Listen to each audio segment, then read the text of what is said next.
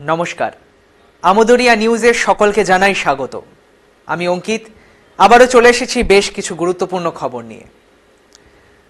খনিতে নেমে হত যুবক, ক্ষতিপূরণের দাবি। ইএসএল এর খোলামুখ খনিতে নেমে মৃত্যু হয় এক যুবকের। ঘটনাটি আসানসোলের।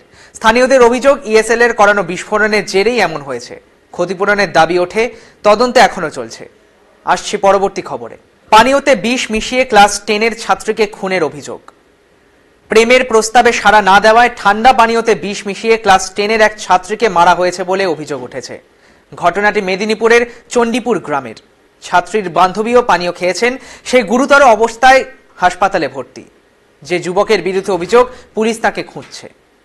আসছি পরবর্তী খবরে। স্ত্রীকে খুন, ট্রেনের সামনে ঝাঁপ স্বামীর। স্ত্রীকে কুপিয়ে খুন করে ট্রেনের সামনে ঝাঁপ দিয়ে স্বামীর আত্মঘাতী হয়েছে। ঘটনাটি উত্তর দিনাজপুরের ডালখোলার। পুলিশ তদন্তে নেমেছে। স্বামী ভিন রাজ্যে ছোটখাটো দোকান করতেন, স্ত্রী বাবার বাড়িতেই থাকতেন। সম্প্রতি স্বামী এসেছিলেন, তিনি শ্বশুর বাড়িতে থাকতেন। আসছি পরবর্তী খবরে। স্বামীর কিডনি বিক্রি, টাকা ও গয়না হাতিয়ে পলাতক স্ত্রী। নাবালিকা কন্যার বিয়ের টাকা জোগাড় করতে স্বামীর কিডনি বিক্রির অনুরোধ করেন স্ত্রী। সেই টাকা ও কিছু গয়না নিয়ে প্রেমিকের সাথে চম্পট দেন তিনি।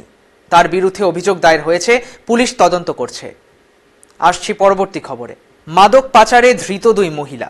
ব্রাউন সুগার পাচারে জড়িত 2 মহিলাকে গ্রেফতার করল পুলিশ। তাদের শিলিগুড়ি খালপাড়া থেকে গ্রেফতার করা হয়। সোমবার তাদের আদালতে তোলা হয়। এই মুহূর্তের শেষ খবর।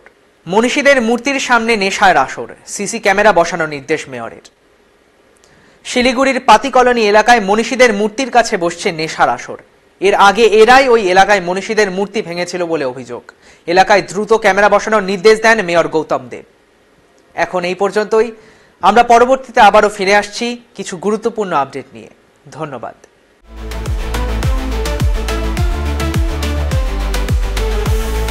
Amudoria News, Voice of the Marginal.